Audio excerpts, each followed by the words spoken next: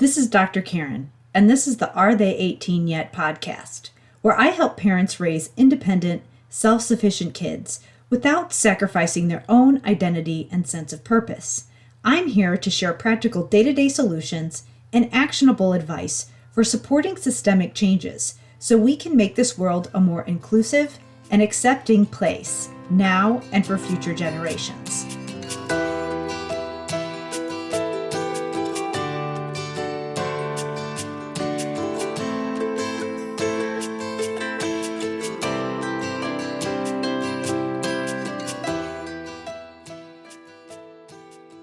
Hey there, it's Dr. Karen, and this is episode 10 of the Are They 18 Yet podcast. In this episode, I sit down with my sister, Mary Leonard, and talk about single parenting after a divorce. In this conversation, we cover a wide range of topics.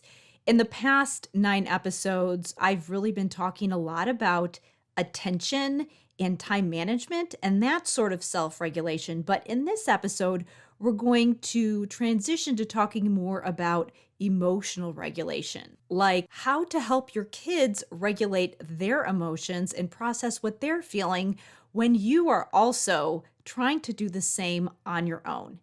And Mary shares how sometimes at the very beginning, when you're going from having 2 sets of hands to 1 set of hands, it's really about just getting through the day. So we cover a number of coping strategies and proactive things that you can do to support your family if you are going through a divorce or if you are a single parent. We also talk about the importance of helping kids understand what they're feeling, especially if you have kids who process their emotions very differently. Mary also shares some positive things that came out of her divorce when it comes to helping her kids be more resilient.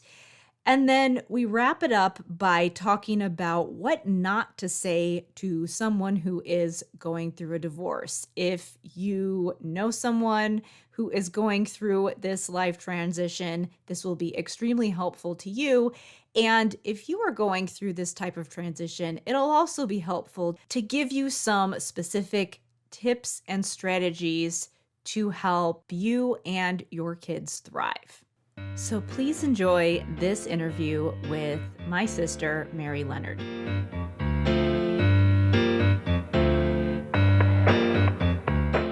Can you tell us a little bit about yourself and your family situation? I got married when I was about 23, right out of college, and me and him had 2 kids, and then we got about almost close to 10 years into the marriage, we divorced, and my daughter was 5, and my son was about to turn 3 right when we separated. He was probably closer to 2.5. So very young kids and going through a lot of transition and just kind of had to work through that with them at a pretty young age. My daughter remembers a lot. My son doesn't remember very much at all from the years together and the separation specifically. So when you first were doing it on your own, what was one of the biggest challenges for you? I think especially when you have really young kids like that, one of them was still a toddler, and there's just a lot of hands-on things that you have to do. It can be pretty physically exhausting and draining. And I found it was just trying to manage both of them without a second set of hands was just really exhausting. So the days just felt like a lot of work, and they test your patience. And a lot of times prior to the divorce, if I was kind of stretched emotionally or mentally with them in a particular rough moment, I could take a time out and, their dad could step in and try to at least, calm the waters or take over for a few minutes while I kind of collected myself and came back over to it. And so I found that was one of the biggest challenges is I didn't have that option anymore. I know early on, I just didn't know how to cope with those types of situations because I didn't have to do that before. So it was just a really big adjustment for me to figure out when I get that stressed, how to decompress my own self so that I could continue to parent without stepping aside for someone else to help me. So how many years has it been since you've been doing it on your own? Gosh, let's see. That was in 2016. So it's been close to, gosh, has it been 4? I think it's been close to 4 at this point. Yeah. So it's been a while now. And so obviously in that time frame, my kids have grown quite a bit, and it's less and less like that. So they're more independent, and they can, although I still feel like I do quite a bit for them, and they're still fairly dependent in some ways. It's gotten a lot better just as I've become more comfortable on my own, and just them getting older and needing less constant attention and care. So yeah. So this year, so your daughter was in, let's see, she was in third grade this year, and then he was in first grade. Yes. Yeah. And so when was the turning point where you felt like you were starting to get a handle on it? Gosh, that's a good question. I don't know. Some days I still don't feel like I do. But that first year, my daughter was going into kindergarten. So we divorced right before she started kindergarten. And then she started school that next year. I would say really going into the second year. So that whole first year, you're kind of in like survival mode. And you just kind of feel like you have to get through your day. And if you get through your day in one piece and everybody's like asleep and everybody's okay and like everyone's been fed and is clean and what, like you just get through it. And that first year was kind of in that mode. And then once I kind of got past that, going into that second year, I felt like I was a little bit more settled in, and I was trying to not only just get through the day, but thrive in the day. So I feel like after that first year, I kind of started to make that transition for myself. Yeah. In the early months when you were going through that and you were used to having a second set of hands, so somebody who could take the load off when you were having a bad day or when you just needed a break, what did you do in those situations when you just didn't have that option anymore? Well, the first few times I just cried in front of my kids, which I hated that I did. I guess I'm a person, when I feel emotions, I express them through crying a lot, whether it's good or bad. So that was something that, especially in a highly stressed moment, that's something that happens to me pretty easily. So that did happen a lot, where I would have a moment, I would kind of cry, and then I was able to kind of express the tension that I needed to, and then I could kind of carry on. But then I realized I needed to find a better way to do that, because that wasn't something I wanted my kids to have to endure all the time, because that's not good for them. So, gosh, it's hard to kind of articulate how I stopped doing that. I allowed myself to step away, I guess, before I would do things like that. So there's certain things, as your kids get older, obviously it's easier because you can leave them alone in a room independently. But, dealing with like a 2.5-year-old, it was a little harder to do that. I think there's nothing wrong with leaving them in a safe space to take a moment to yourself and take deep breaths. I turned to meditation for myself. I was advised to, like, if you had a certain emotion that was happening in that moment that you didn't know how to cope with, to just write it down on a piece of paper really quick. So like little things like that to just kind of diffuse yourself so that you can continue getting through the moment without being like highly reactive in front of your kids. So I guess breathing was a big thing. but you kind of just have to mentally take a step back and stop in the moment when you get to those points of really high escalation. Yeah. I mean, obviously you don't want to totally lose it and not be able to regulate yourself. But do you think, when you think in the grand scheme of things, that it really is that bad of a thing that your kids saw you experiencing different emotions? I mean, could there be a silver lining there for them? I guess possibly. I guess I've always tried to express to them that it's okay to feel emotions and that you shouldn't have to push them down. That was something I was not taught as a kid. Was I felt like I was more so told, or not necessarily outwardly told, but there was always like somewhat of a shame in expressing emotions sometimes. Yeah, I mean, we definitely didn't learn it in school. Right. They didn't teach us that in our Yes. Catholic school education. Right. So that's been something that I know has impacted me as a kid, and it's obviously kind of transitioned or transformed into my adulthood as well. That I definitely, it's impacted me negatively. So it's something that I want to make sure my kids feel like they can do. But there's balances there, right? Because Yeah, you can't just lose it. yeah. So there's going to be negative outcomes to that. Yeah. Yes. So I do think there's probably some good. I don't know that it's necessarily a bad thing that they saw me crying in certain moments where I was feeling really upset or really tense. Mm-hmm. You said that you didn't, in school and the way that just the world was when we were growing up, we didn't talk about meditation. I mean, I don't even think I knew. I don't even think we knew what that was. Yeah. That was a thing that people talked about, and now it is. So those weren't things that people taught in school or just in general when we were growing up.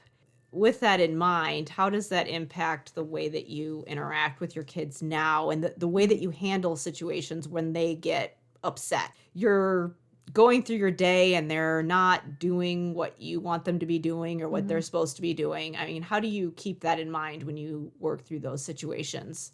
I know, so I'm going to use my daughter as an example because I've had to work through that quite a bit with her specifically, just because she's a very expressive child, which I think is a really good thing. And she's very verbal about her feelings. She's very open about her feelings. And so I think at one point, as a parent to a child like that, especially a really young child, before they can really control it, it's really hard to manage, and it's really hard on you as a parent because it's in your face all the time. Yeah. And she probably didn't have words to explain it either Yes. when she was younger. Yes. It would come out in ways that were really stressful and really hard to try to manage in the moment. It's trial and error too. So, you try one thing and that doesn't really work, and then you try another. But when she would get really worked up, I think your natural tendency is you let those moments get you worked up and you feel yourself getting more and more and more tense. That's when you have those unhealthy outbursts. Yeah. So you scream or you start crying or, you just express an emotion, and it can be as little as just some tears or as big as like saying words that you maybe don't even necessarily mean. Yeah. And she would get to that point and it would almost trigger me and push me to want to do the same back to her. But as the parent in that situation, you like really, really have to step back and use those, I guess, the same coping skills that I needed in those moments in order to deal with her explosiveness. I started to try to teach to her in those moments. Yeah. Because I think your first reaction is you're trying to correct their behavior. Yeah. And when you're both at a really high level of anxiety in those moments, you're both raising your voices. It just turns into like a screaming match that gets you nowhere. So if you diffuse yourself and you can get yourself down, then you can, instead of trying to fight what you're fighting about, you just have to, I started trying to diffuse her. So let's take a deep breath. Let's do breathing. She has like, I started using, I don't know the right word for them, but like physical. Like sensory toys, stress ball. Yes. Something that she likes to use to calm herself. Yes. So she needed like some sort of physical piece. So I get her like stress balls, anything that's like squishy.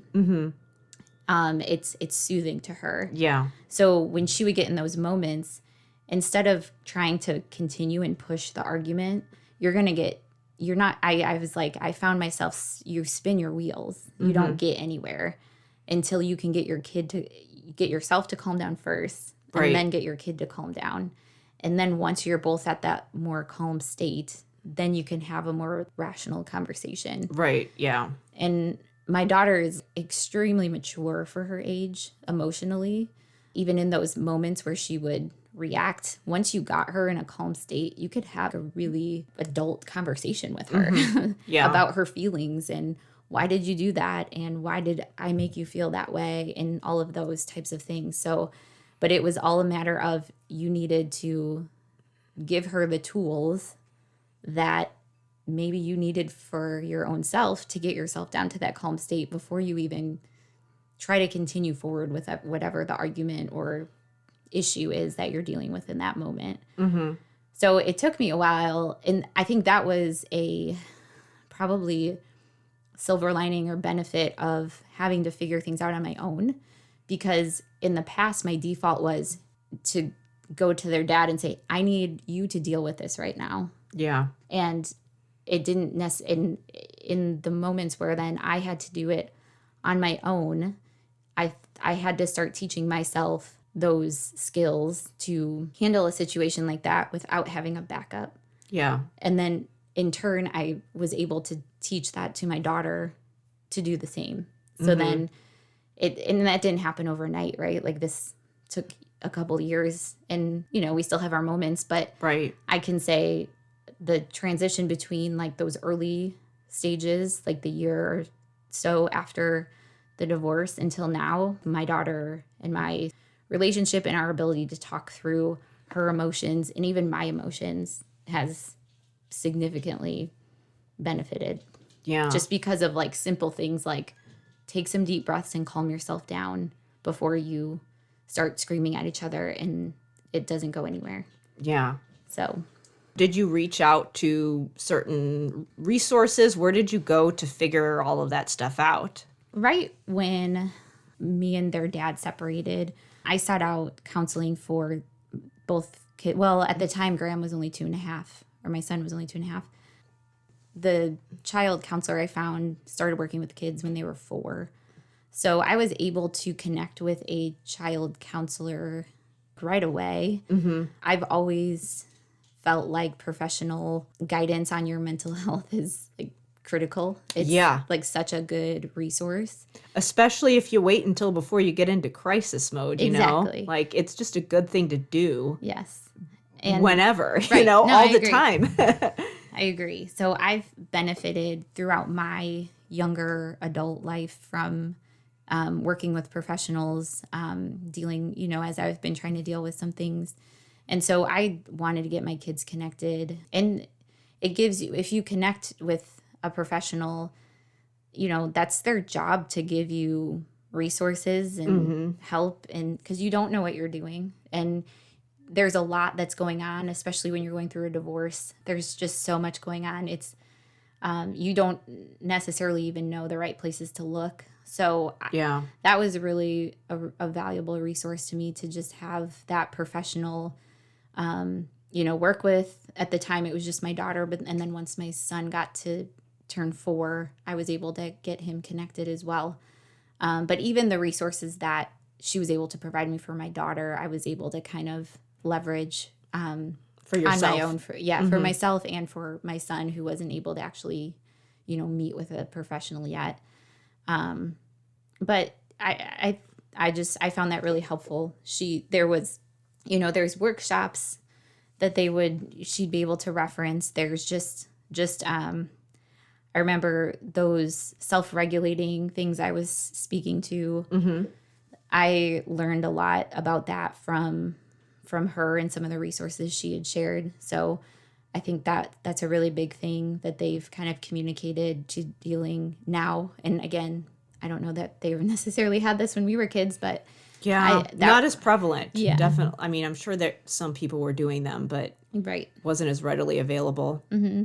But those teaching your kids how to breathe, doing breathing exercises with them so that they learn how to do that when they get really upset or stressed. And so I picked up a lot from it was as simple as just like some little articles. She'd be like, hey, here, read this. Or, just sitting in the waiting room while my daughter was in there talking to her, there was packets and things that they provide you with. So, right. So I found that really helpful. And again, I was seeking out, my own self-improvement items for my own self to help me I was so stressed out. Yeah. So I remember you can feel it in your body, like how tense and stressed you are. So you can apply those same exercises or coping mechanisms to your kids. And so you kind of all do it together. Right. And that was really helpful. It's interesting. I mean, you said, you don't know what you're doing, but I think a lot of people who do know what they're doing in theory or have training still would seek out these things. I mean, even the therapists need a therapist, especially if they're going through something. You don't have objectivity. You can't see your blind spots if you're in the middle of it.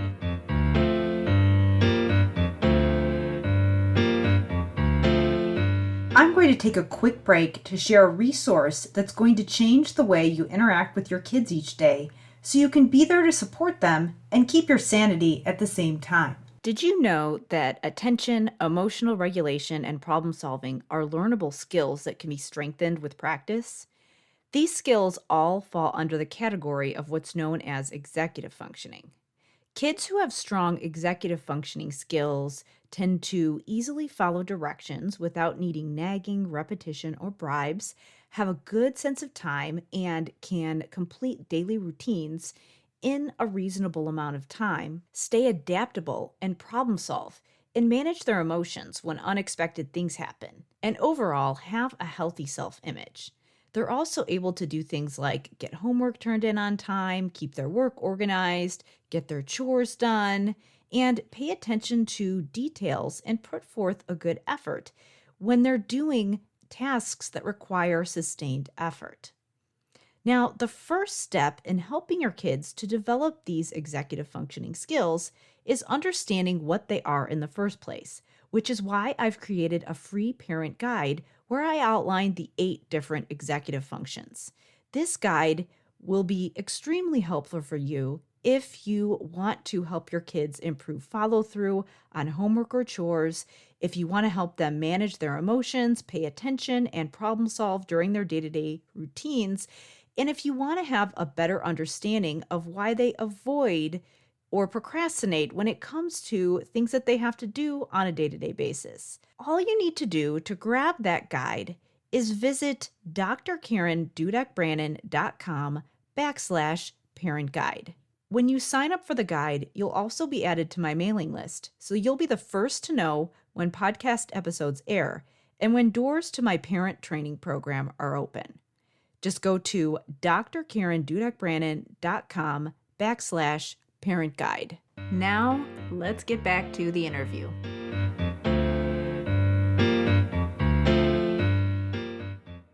You had talked about your daughter and some things that you'd worked through with her. What was it like for your son, who has a very different personality? Yeah, he does. And again, it was different too because he was so young. I mean, they were both young, but my daughter remembers a lot.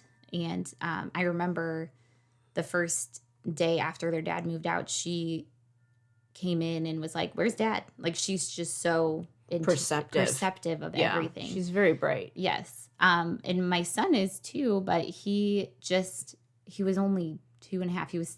I was like potty training him. He was still like sleeping in a crib. So he doesn't remember a lot of that. I don't think he remembers anything different than just being with me in my house and then going to dad's and visiting dad at his house.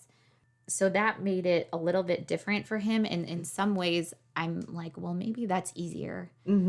But I think as he's getting older, I almost feel like in some ways it might be more challenging for him because he's just now processing things. Right. So in the moment, he was just like, whatever, he was just kind of going with the flow.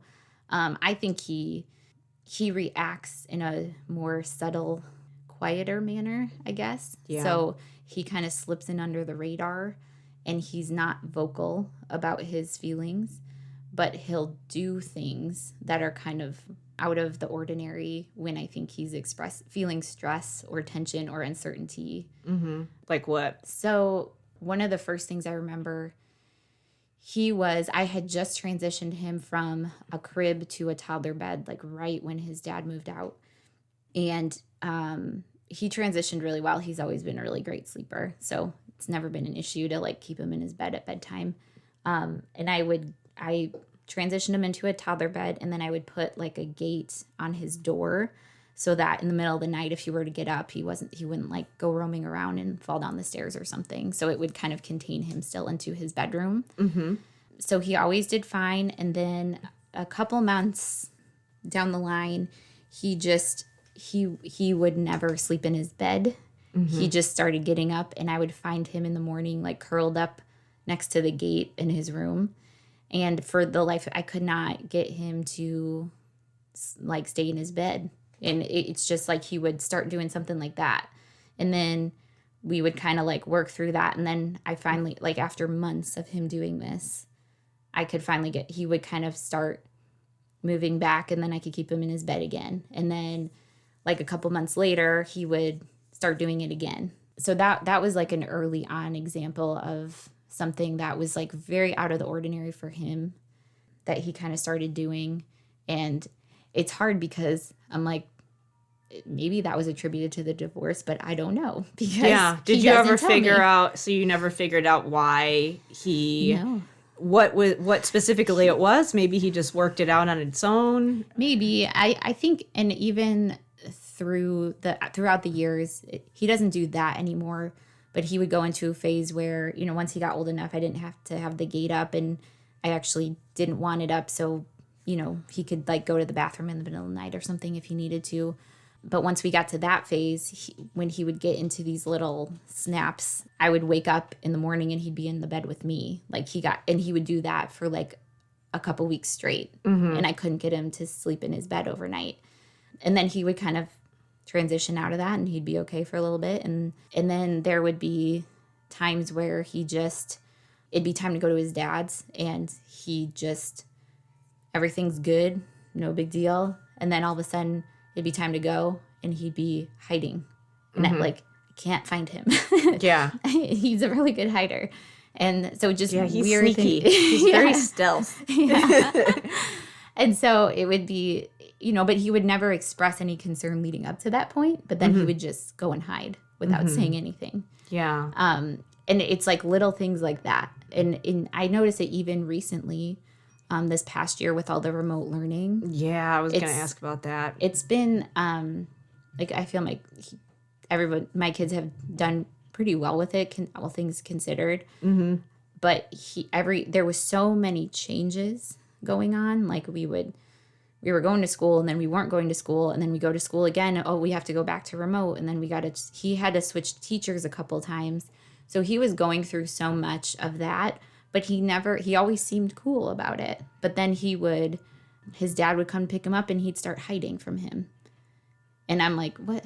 And so it was like, but it's like a pattern I started noticing where when there was a lot of fluctuation and change going on, he would do things like that. Yeah. He would be really, really clingy to me.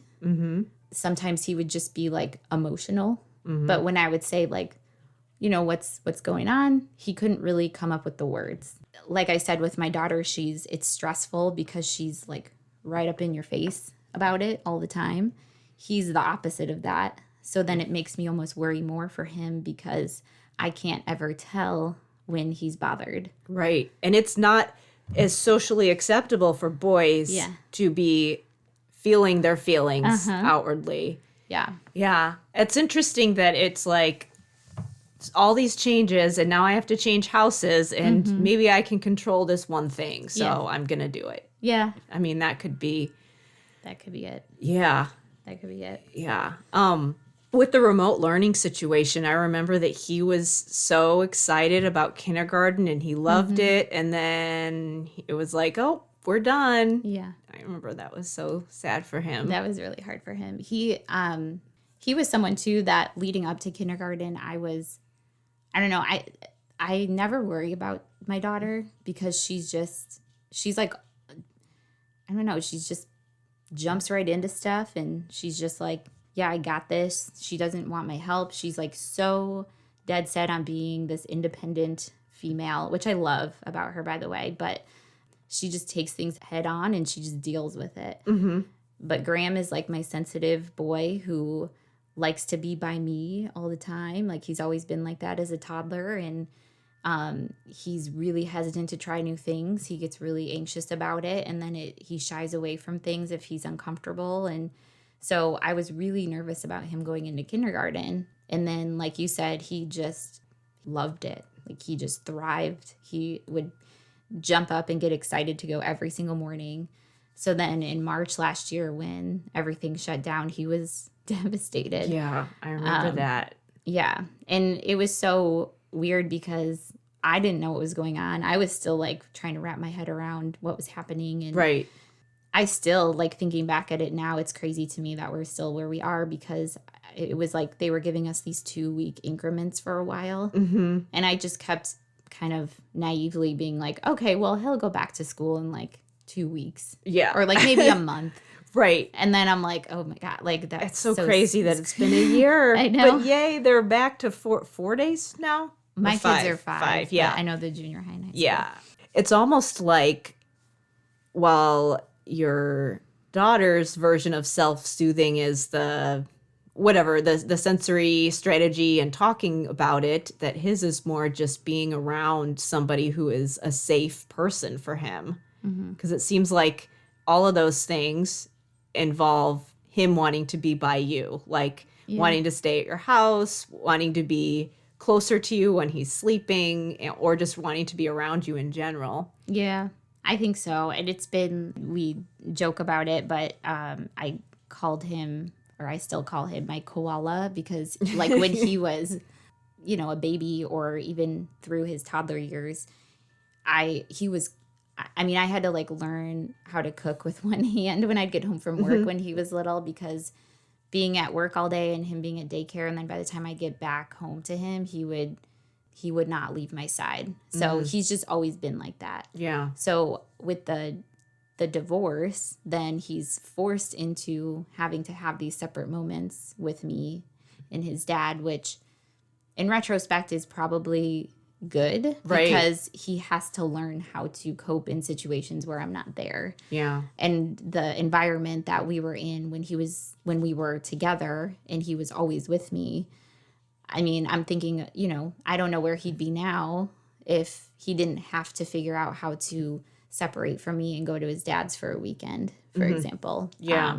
So even though it's hard, and it's really hard on me to see him get upset in those moments, I think long term, it's probably good for him emotionally to be able to find other ways besides that. Right. Yeah. To be a little more versatile with that. Yeah. So I would say, though, I mean, he's 6. He's going to be 7 in a few months now, which is crazy. But he is getting more, and even though he still has such a different personality than my daughter, I'm trying to find ways for him now to cope with things like that outside of his comfort with just having to be next to me all the time. Mm-hmm. And it's hard because he doesn't.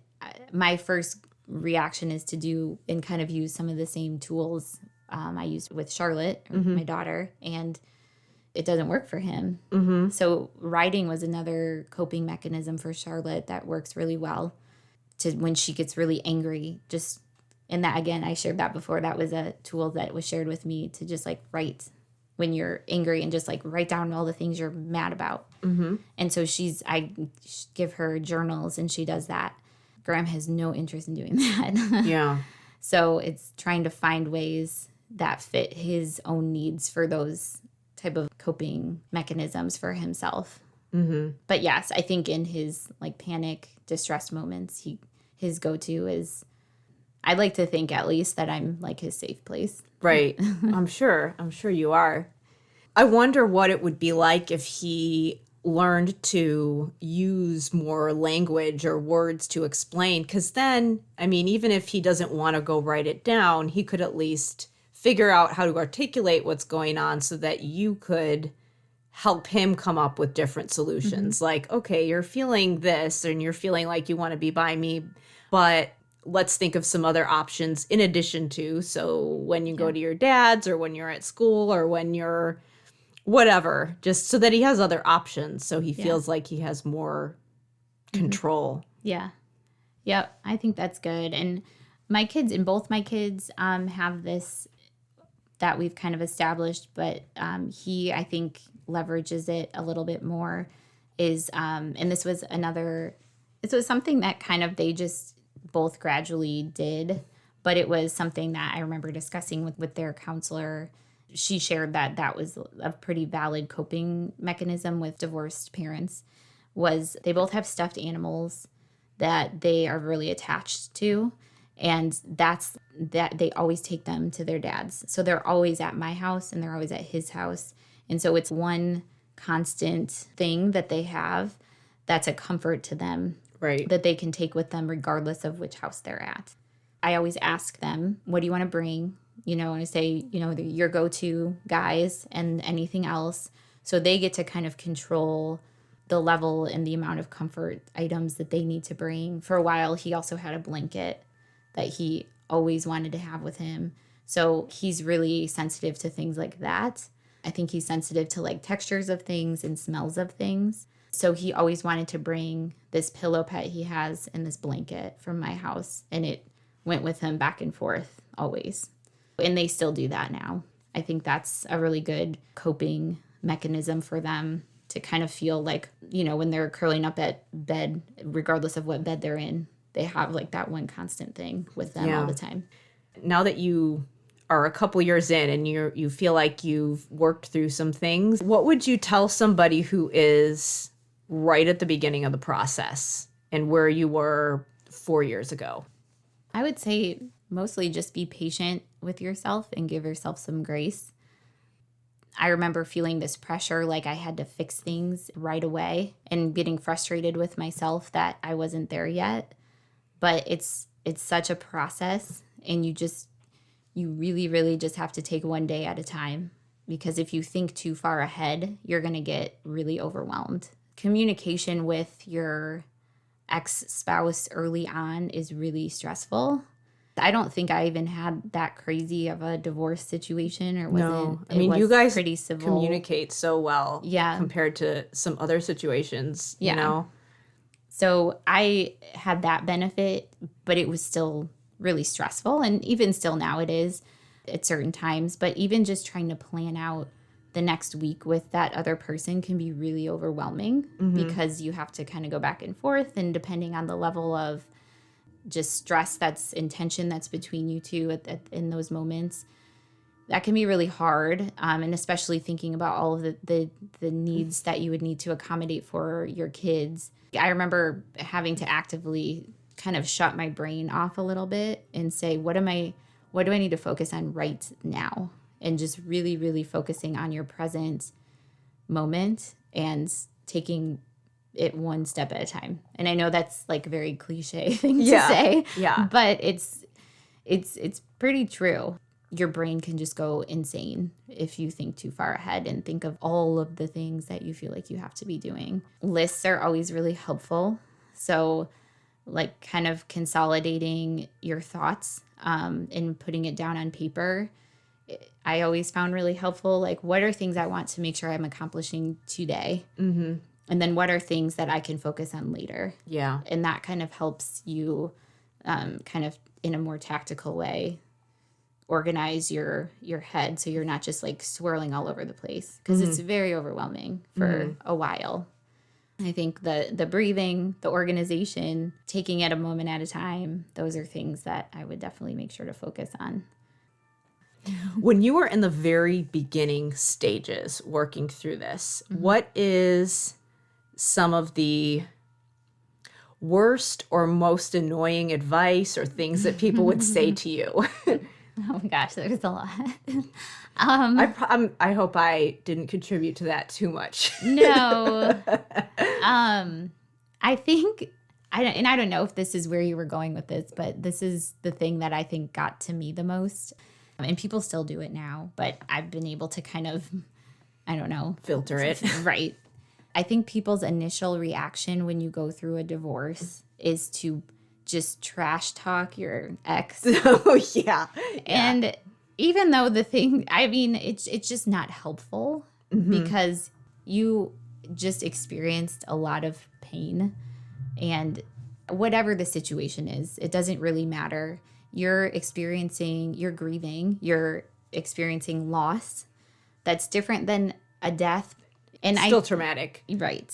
And while you have some of those negative thoughts in your head about that person, which I think is normal and okay, and you need to, express your own anger and feelings towards that person, but it's not always helpful for others to continue to dwell on it and say, well, all these bad things about them and they're going to be worse off and all these bad things are going to happen to them now. And it's like, but that's not really what you want. Right. And it's not good for your kids. No. And it's not good for you either, because I felt it made me feel worse when people would constantly just go on and on and on about, all the negative things associated with your ex-partner, because you really do. It's in everyone's benefit for you to work through what you need to be able to be good co-parents with that person moving forward. And it's very toxic to your growth as an individual if you have people constantly dwelling on all of these negative things that you just experienced for yourself, and you really don't need to relive them again. Yeah. I mean, and I'm sure that it's well-meaning. Yes. But not necessarily productive. Yeah. And not focused on you moving forward or focused on parenting the kids. Yes. And if you're parenting together, it's not about what happened between the two of you. It's about what's best for the kids. Yes. And a lot of times doing what's best for you is also what's best for the kids. Yes. I mean, yeah. And I think what you said was pretty key, is it doesn't help you move forward. And what you need to do is figure out what you need to do for yourself to effectively move forward in a positive way. And when you're getting that negative feedback every single time you're around other people in your life, that's not necessarily always helpful. yeah. Yeah, definitely. So I think you need to kind of control the level of venting that you need to do and not allow other people to like enable it.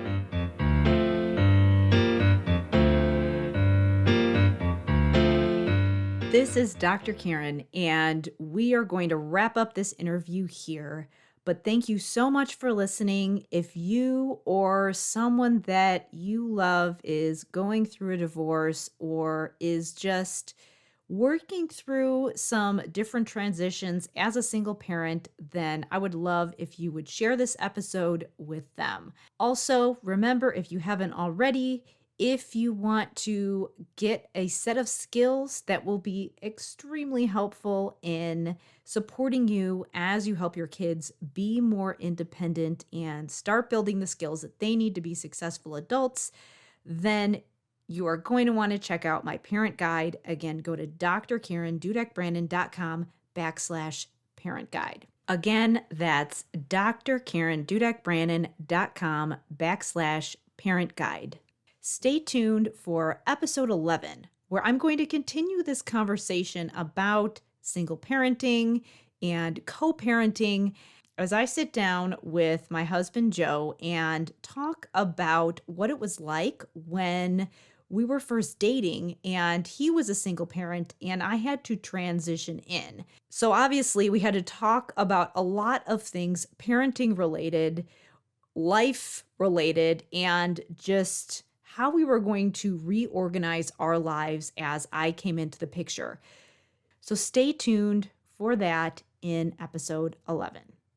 As always, if you've been enjoying this podcast, I would love it if you would leave me a review on Apple or wherever you listen to your podcasts. If you leave a review, I might even give you a shout out on a later episode. So for now, we will wrap up. I'm your host, Dr. Karen, and this is the Are They 18 Yet podcast. I will see you in episode 11.